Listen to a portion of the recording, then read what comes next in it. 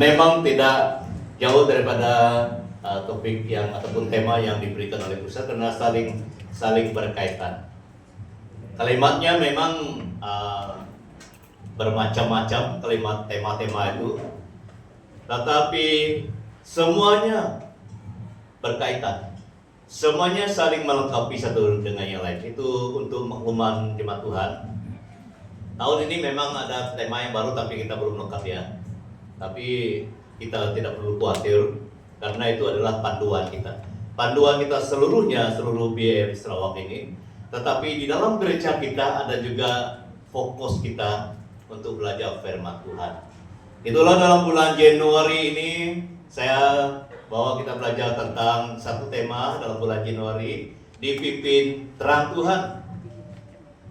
Kalau kita melihat waktu Tuhan menciptakan bumi ini, yang pertama-tama dilakukan, yang diadakan adalah terang. Dia menerangi, dia macam clearing dulu, dia buat satu penerangan. Itu yang pertama, terang. Jadilah terang, kata Tuhan Allah, terang pun jadi. Jadi itulah sengaja saya buat tema yang pertama itu dipimpin oleh terang, karena terang itu sangat penting dalam kehidupan kita. Coba semua lampu ini ditutup, matahari pun ditutup, kita susah mau jalan. Karena terang itulah yang membantu kita, karena terang itulah yang menunjuk jalan. Jadi selama kita hidup, terang Tuhan sangat penting. Itu sebabnya Bapak Ibu saudara-saudari, jangan lupa kita perlukan terang setiap hari. Jadi mari kita belajar dari satu teks firman Tuhan dari Yohanes 1 ayat 4 sampai 12. Yohanes 1 4 sampai 12, firman Tuhan berkata demikian. Dalam Dia ada hidup, dan hidup itu adalah terang manusia.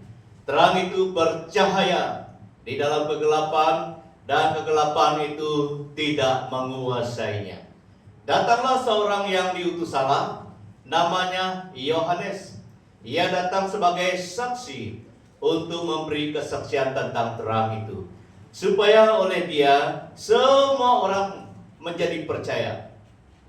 Ia bukan terang itu, tetapi ia harus memberi kesaksian tentang terang itu.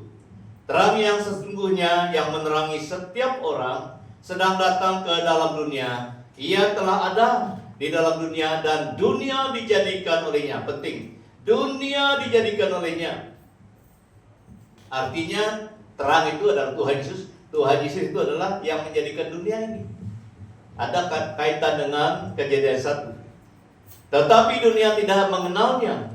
Ia datang kepada milik kepunyaannya, tetapi orang-orang kepunyaannya itu tidak menerimanya. Ini ayat 12 perlu ada dalam hati kita, perlu sudah kita respon. Ayat 12. Tetapi semua orang yang menerimanya, yaitu adalah Tuhan Yesus, diberinya kuasa supaya menjadi anak-anak Allah, yaitu mereka yang percaya dalam namanya. Puji Tuhan, di ayat 12 inilah sesuatu yang perlu kita sudah alami. Kita perlu percaya, kita perlu terima Dia, percaya Dia sebagai Tuhan dan Juru Selamat kita. Supaya terang itu senantiasa ada dalam hati dan kehidupan kita, saudara.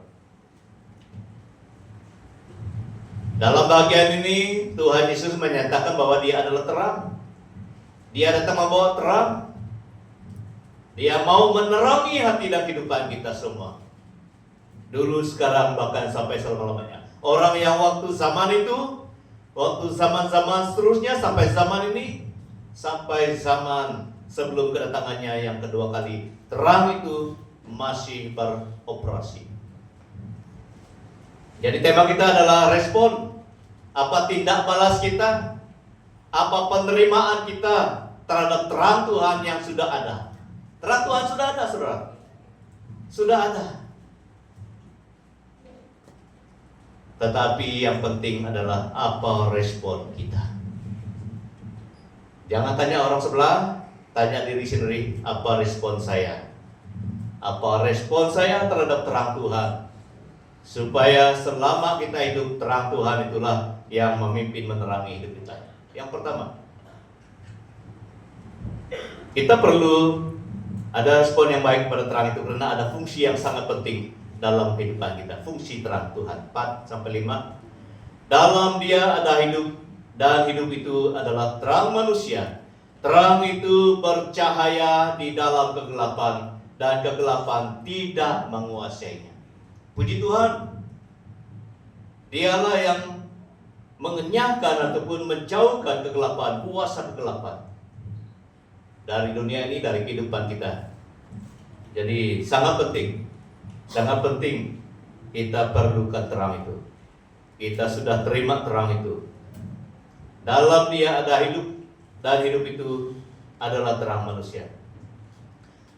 Kalau kita melihat kata Paulus dalam Efesus 5 ayat 8 itu, memang dahulu kamu adalah kegelapan, tetapi sekarang adalah terang di dalam Tuhan, sebab itu hiduplah sebagai anak-anak terang.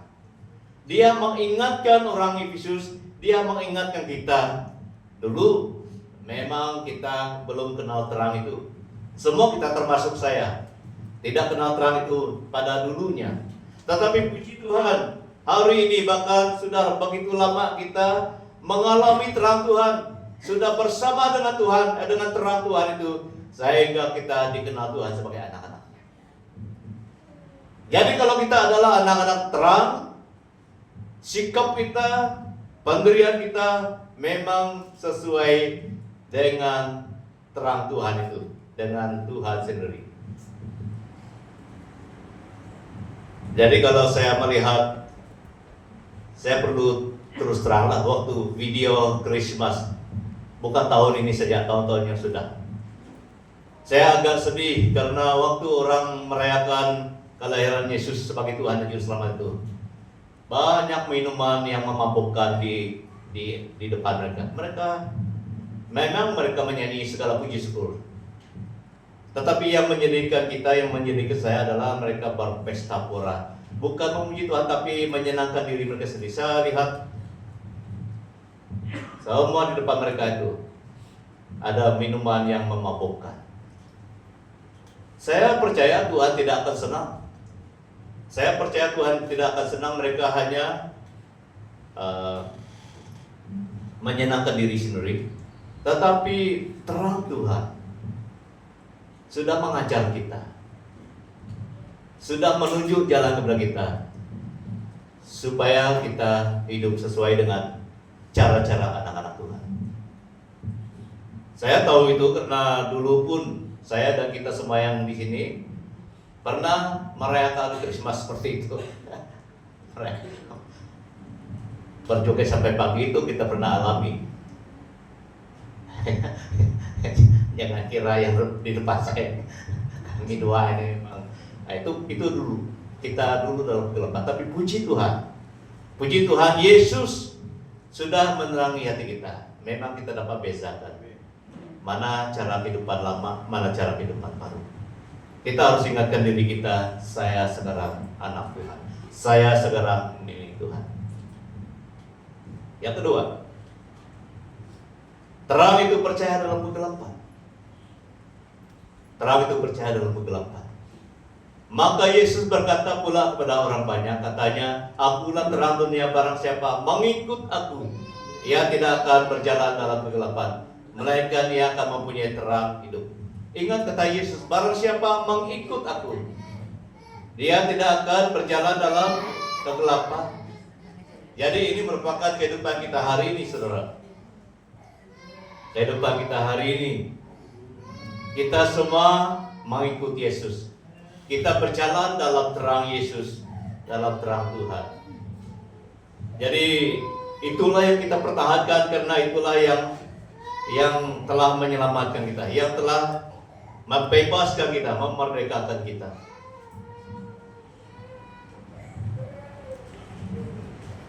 Dalam musim Christmas juga yang lalu, ada juga beberapa kemenangan yang kita lihat di jalan raya. Oleh karena ada segelintir orang-orang Kristen, tidak perlu kita sentuh yang lain, orang Kristen yang masih ikut cara-cara yang lama sehingga banyak kebalangan. Ditanya, ada beberapa yang bertanya kepada kenapa mereka boleh kebalangan. Bukan semua lah, sebahagian itu karena mereka sudah tidak dapat mengawal diri, dikuasai oleh yang lain dalam kemabukan dan sebagainya. Jadi sangat menyedihkan. Karena itu bukan kehidupan mengikuti Yesus. Karena kehidupan yang mengikuti Yesus itu ada perbezaannya. Ada perbezaannya, tidak sama lagi dengan cara dunia. Tidak sama lagi dengan cara dunia. Tetapi puji Tuhan, banyak kita yang sudah mengikuti Yesus dengan menerangi terang yang kita sudah miliki. Kita pergi ke rumah, kita saling mendoa satu dengan lain. Itu cara kehidupan Tuhan, cara kehidupan yang dikehendaki oleh Tuhan. Kita saling memberkati satu dengan lain. Kita saling mendorong satu dengan lain. Karena kita memiliki terang Tuhan, mendorong seseorang yang dalam terang Tuhan. Jadi ada satu yang kita selalu lakukan juga kalau ada di kalangan kita yang dalam kelemahan tubuh.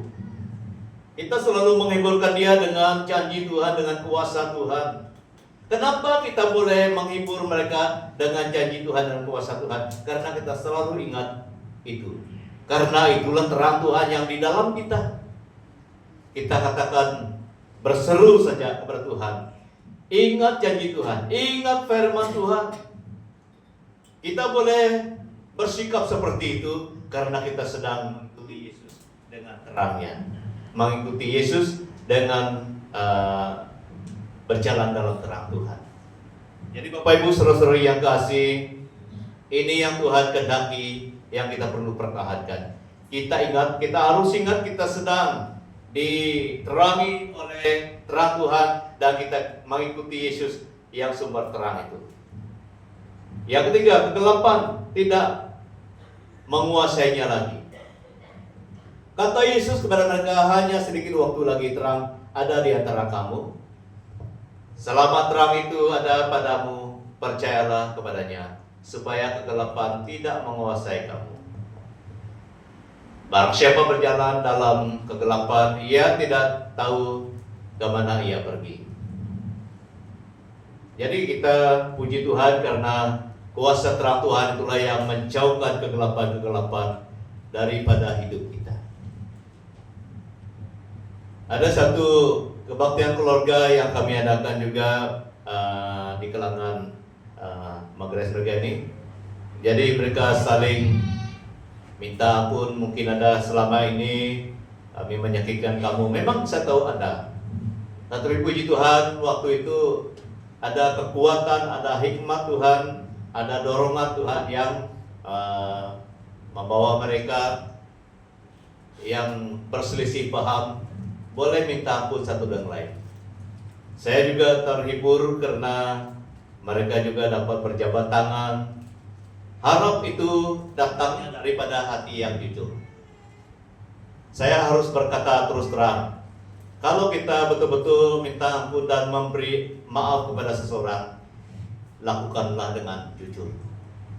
Karena apabila kita hanya berlakon, bukan orang lain yang akan mengalaminya, diri sendiri. Jadi saya sengaja petik pengalaman ini dari keluarga kami yang dekat supaya itu menjadi pelajaran untuk kita juga. Karena saya banyak tahu apa yang berlaku dalam keluarga kami doa Magres ini. Saya lihat semua datang, tidak perlu cerita banyak lah, semua datang dan saya melihat mereka semua makan bersama dan mengatakan mohon maaf satu dengan lain.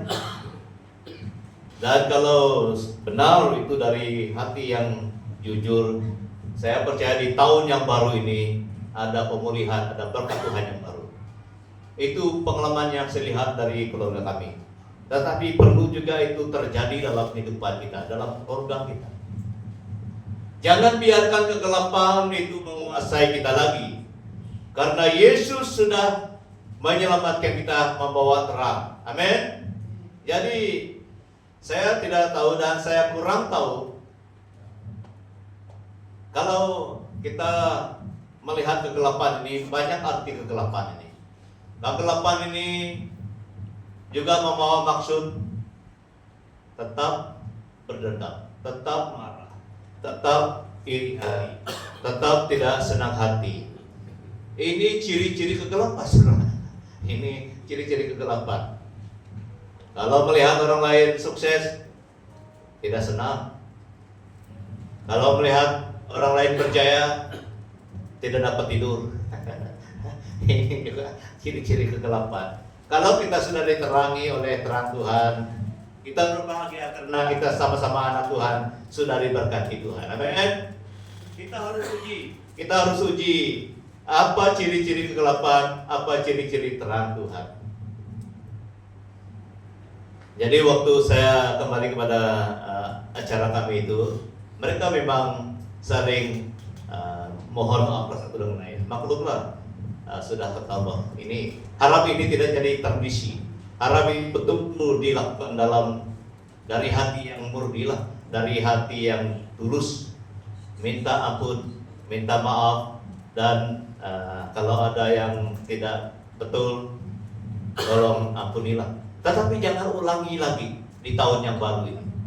Kalau diulangi lagi itu akan menjadi budaya, itu tidak akan terasa gelap. Tetapi kalau kita dengan niat hati yang jujur, mau sungguh-sungguh mengikuti terang dan tidak mau lagi masuk dalam kegelapan itu, kita akan diselamatkan oleh Tuhan. Karena fungsi terang itu adalah menjauhkan kita dari kegelapan. Kita harus tahu bahwa terang juga mau kita menjadi saksinya. Datanglah seorang yang diutus Allah, namanya Yohanes. Ia datang sebagai saksi untuk memberi kesaksian tentang terang itu, supaya oleh dia semua orang menjadi percaya. Ia bukan terang itu, tetapi ia harus, ingat ini penting, ia harus memberi kesaksian tentang terang itu. Bukan saja Yohanes yang harus menyatakan terang itu selama dia hidup, tetapi kita juga. Karena kita ini juga adalah saksi Tuhan. Semua orang Kristen adalah saksi Tuhan. Jadi ingatkan diri kita sendiri, bukan kami yang pasta, bukan majelis gereja saja yang menjadi saksi. Semua orang Kristen. Semua orang Kristen. Karena itu adalah harapan Tuhan. Kisah Para Rasul 20 ayat 21.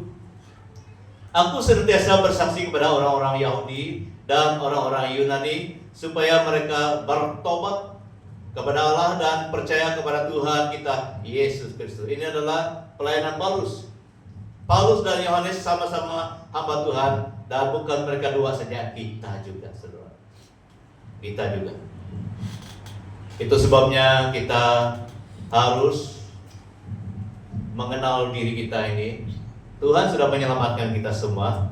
Tuhan sudah membasuh kita semua dengan darah dan kuasanya. Tetapi tidak sampai di sana. Tuhan mau kita menyaksikan kebaikan Tuhan, kuasa Tuhan dan kebenaran Tuhan melalui hidup kita. Di tahun 2026 ini kita harus semakin menjadi saksi Tuhan, menyatakan terang Tuhan melalui kehidupan kita. Kita adalah gereja yang sederhana, sangat baik kita beroperasi. Di kalangan kita harus menjadi saksi sesamanya kita. Kalau ada di kalangan kita yang ada ciri-ciri kegelapan, ada ciri-ciri mau gaduh, ada ciri-ciri iri hati, ada ciri-ciri tidak senang satu dengan lain, kita harus bersaksi. Jangan seperti itu. Karena kita adalah anak-anak Tuhan, karena kita adalah milik-milik Tuhan. Kita tidak boleh bergaduh, kita tidak boleh bercakap sembarangan kepada sesamanya kita. Karena Tuhan menyelamatkan kita semua, Tuhan mengasihi kita semua, itu yang kita lakukan. Jangan pula kita kasih api lagi, buat dia semakin tidak tentu arah. Itu bukan saksi Tuhan. Saksi Tuhan adalah menyatakan Tuhan baik, Tuhan mengasihi, dan Tuhan mau kita melakukan kebaikan, kasih, dan kebenaran. Jadi di tahun yang baru ini kita harus semakin menjadi saksi Tuhan. menjadi saksi Tuhan. Mulai dari keluarga kita, gereja kita ini, sampai kepada orang lain. Kita tidak selama-lamanya akan hidup bersama. Ada juga 1-2 orang yang lebih awal ataupun tidak tahu lah. Yang pasti memang kita akan dipanggil Tuhan, bertemu dengan Tuhan. Selama kita masih hidup, kita harus menjadi saksi Tuhan. Saya ingat beberapa teman yang begitu karib dengan saya dulu, ada yang sudah dipanggil Tuhan beberapa tahun yang sudah berlalu. Itu masa mereka. Tetapi yang menjadi pertanyaannya, apakah mereka sempat menjadi saksi Tuhan ataupun bagaimana? Jadi ini adalah kesempatan kita. Kita sudah mendengar firman Tuhan, kita sudah mendengar pengajaran Tuhan. Tuhan mau kita menjadi saksinya karena Dia sudah menyelamatkan kita. Tidak pilih kamu muda, tidak pilih kamu masih belajar, tidak pilih kamu sudah bekerja ataupun sudah tua, kita semua kita harus menjadi saksi bagi terang Tuhan itu, dimanapun kita berada. Yang kedua, dari bagian 2 itu, ia bukan terang itu. Ini yang menyadarkan kita bukan terang, kita bukan Tuhan. Itu arti yang lebih jelas lagi. Tetapi harus memberi kesaksian tentang terang itu. Terang itu adalah tentang Tuhan, tentang firman Tuhan. Kisah Para Rasul ayat 18, pasal 18 ayat 5, Kisah Para Rasul 18 ayat 5, firman Tuhan katakan, ketika Silas dan Timotius datang dari Makedonia, Paulus dengan sepenuhnya dapat memberitakan firman, di mana ia memberi kesaksian kepada orang-orang Yahudi bahwa Yesus adalah Mesias. Mesias adalah utusan Tuhan yang diurapi. Jadi kita juga harus sama menjadi alat Tuhan. Dia katakan harus memberi kesaksian. Jadi ini merupakan satu perjuangan kita. Kalau ada di keluarga kita yang tidak suka ke gereja ataupun tidak suka sembahyang, kita yang kenal firman Tuhan ini harus berdoa. Jangan paksa mereka, harus berdoa. Kita tidak boleh paksa. Kita harus berdoa. Kita harus berdoa, Tuhan pakai saya seperti firman Tuhan yang mengajar saya di gereja, yang menyatakan saya harus menjadi saksi bagi terang itu. Kita terlebih dahulu harus berdoa seperti ini. Dan saya percaya Tuhan akan pakai kita semua untuk menjadi alatnya, memberi kesaksian tentang terang itu. Yang terakhir pada hari ini, supaya kita senantiasa ingat identitas kita, kita harus menyatakan bahwa kenyataan terang Tuhan itu terdapat daripada ayat 9 sampai 11. Terang yang sesungguhnya yang menerangi setiap orang sedang datang ke dalam dunia. Ia telah ada di dalam dunia dan dunia dijadikan olehnya, tetapi dunia tidak mengenalnya. Ia datang kepada milik kepunyaannya, tetapi orang-orang kepunyaannya tidak menerimanya.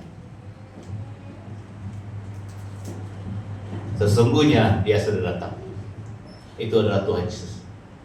Tetapi banyak yang tidak kenal, ada juga yang tidak menerima. Sesungguhnya terang Tuhan telah datang ke dalam dunia.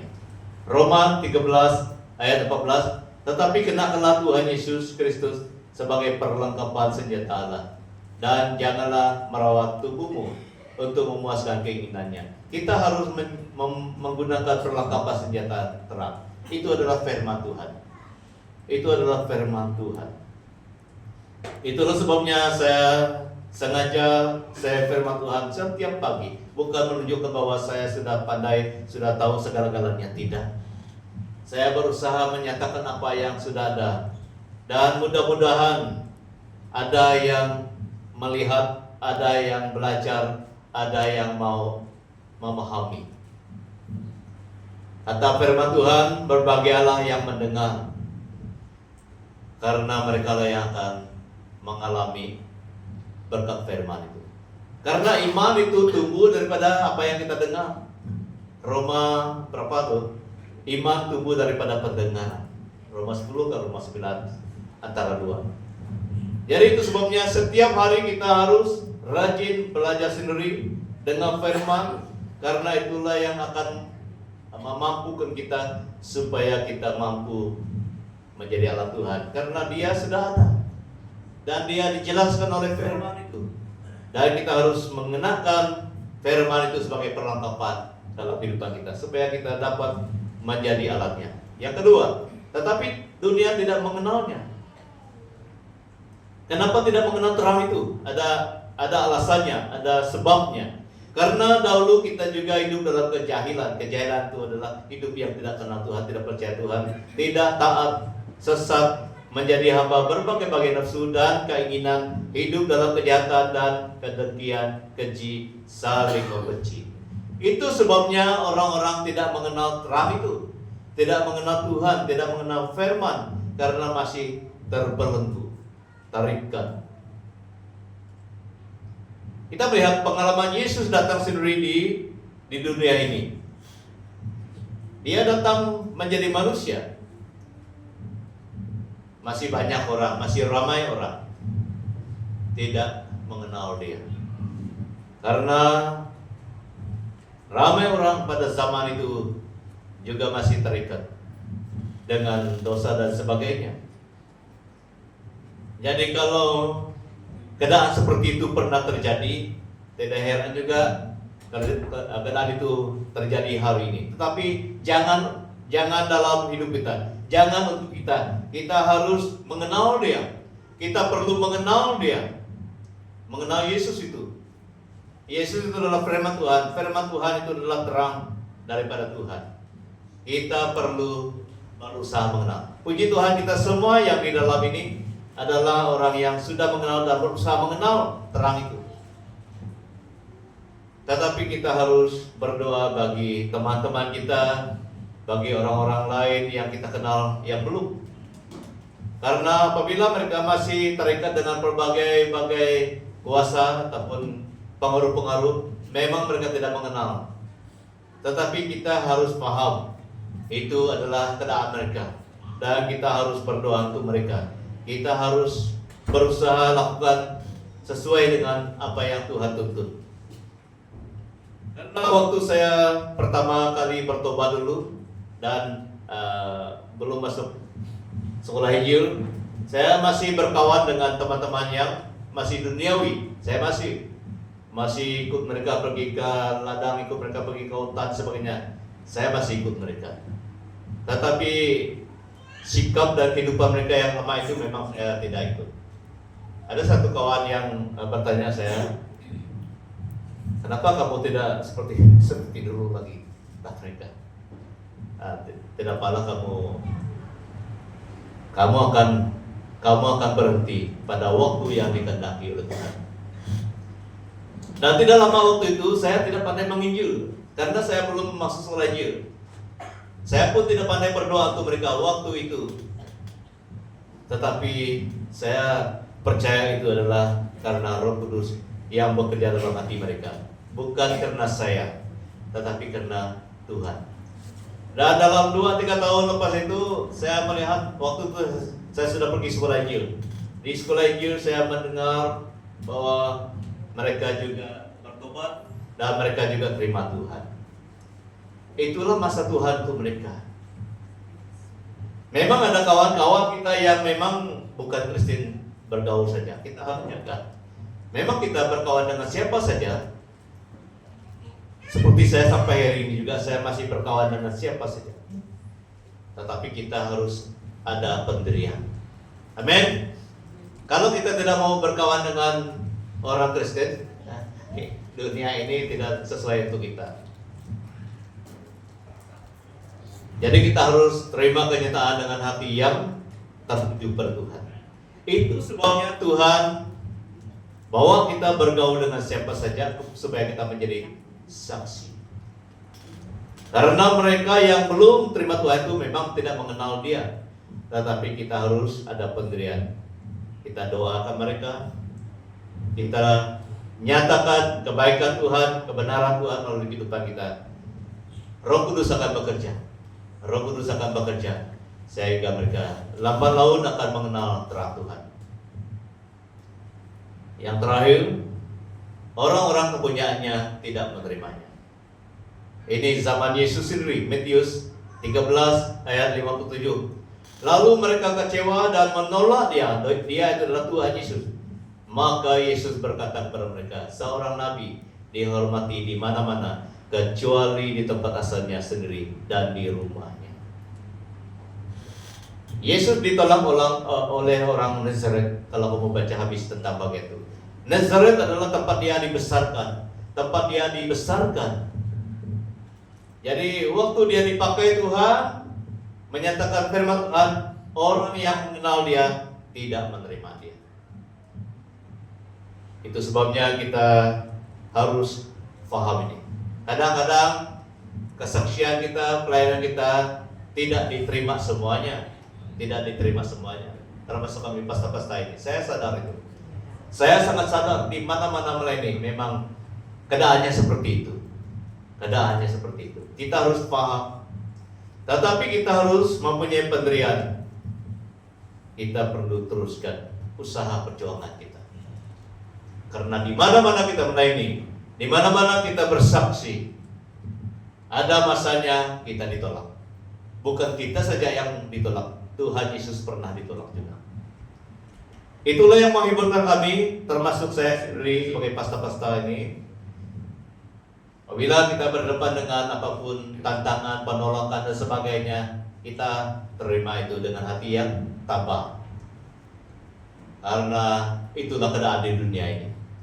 Tetapi bagi kita yang sudah diterangi oleh terang Tuhan, kita tidak boleh sengaja bersikap seperti itu. Karena orang yang selalu menolak kebenaran, menolak hamba Tuhan itu bukan orang yang dipenuhi oleh terang Tuhan. Orang yang selalu menolak hamba Tuhan, menolak firman Tuhan itu adalah orang yang masih dikuasai oleh kegelapan. Ini perlu ada perbedaan. Jadi bagi kita gereja Tuhan, kita tidak pernah menolak firman, tidak pernah menolak Tuhan. Karena kita sudah diterangi oleh terang Tuhan. Ini ada satu lagi kan? Saya macam ada satu lagi yang terakhir. Ini yang penting. Akibat menerima dan percaya padanya. Ini yang sangat penting. Tetapi semua orang yang menerimanya, menerima Tuhan Yesus, diberinya kuasa supaya menjadi anak-anak Allah, yaitu mereka yang percaya di dalam namanya. Ini yang kita perlukan. Sebabnya langkah pertama itu kita terima dia dulu, kita percaya dulu, kita ikut saja dulu, dia akan lengkapi kita dengan kuasa. Kuasa ini adalah kuasa yang daripada Tuhan. Yang dapat memberi kuasa ini bukan manusia. Yang dapat memberi kuasa ini adalah Tuhan Yesus sendiri. Kita perlu kuasa ini selama kita hidup. Itu tujuan terang itu datang, supaya dia memberi kuasa kepada kita. Semua orang yang menerimanya, menerima Tuhan Yesus, diberinya kuasa menjadi anak-anak Allah, yaitu mereka yang percaya dalam namanya. Sebab kamu tidak menerima roh perbudakan yang membuat kamu menjadi takut lagi, tetapi kamu telah menerima roh dan yang menjadikan kamu anak Allah. Oleh roh itu kamu berseru, iya Abba, iya Bapa. Jadi Bapak Ibu saudara-saudari, ini yang perlu kita ingat. Ini yang menghiburkan kita, ini yang membahagiakan kita, karena kita diberi kuasa. Bukan pasta, bukan referan saja yang diberi kuasa. Semua orang percaya. Semua orang percaya. Kita yang di dalam ruangan ini adalah orang yang percaya, orang yang telah menerima Tuhan Yesus sebagai Tuhan dan Juru Selamat. Kita diberi kuasa. Jadi apabila kita ingat kita diberi kuasa, waktu berdoa, berdoa saja. Jangan bandingkan doamu dengan doa orang lain, supaya kamu jangan terganggu. Pakai bahasa saja, apa saja yang kamu dapat, pakailah. Tidak perlu banding-banding doa itu. Karena yang mendengar doa itu bukan manusia. Yang mendengar doa itu adalah Tuhan Yesus. Karena kita sudah diberi kuasa, berdoalah dengan iman yang kita tujukan kepada Tuhan. saya percaya semua doa kita akan didengar oleh Tuhan. Amin. Dan apabila kita bersaksi, karena bersaksi ini bukan hanya bawa bebel dan tidak. Bersaksi ini adalah kita hidup sesuai dengan firman, kita jujur, kita baik, kita tunjukkan kasih kepada semua orang dan sebagainya sesuai dengan firman. Sepanjang kita hidup itu adalah bersaksi. Kita lakukan saja. Lakukan saja. Itulah saya katakan tadi, kita bergaul saja dengan siapa saja. Karena kita ada kuasa, saudara. Kita ada kuasa. Ada 1 Yohanes 1 ayat 4. Roh yang di dalam kita lebih besar daripada roh yang di dalam dunia ini. Itu kuasa. Jadi dengan siapa saja kita berkawan, dengan siapa saja kita bergaul, jangan takut. Karena kita ada kuasa. Ada kuasa Tuhan bersama dengan kita. Itu sebabnya kita jangan tolak orang yang, ataupun kita jangan merasa giat dan mereka. Mantap giat dan halang bukan Kristen. Jangan menganggap kita ini lebih baik daripada mereka, jangan. Kita harus katakan dia juga anak Tuhan. Dia juga ciptaan Tuhan.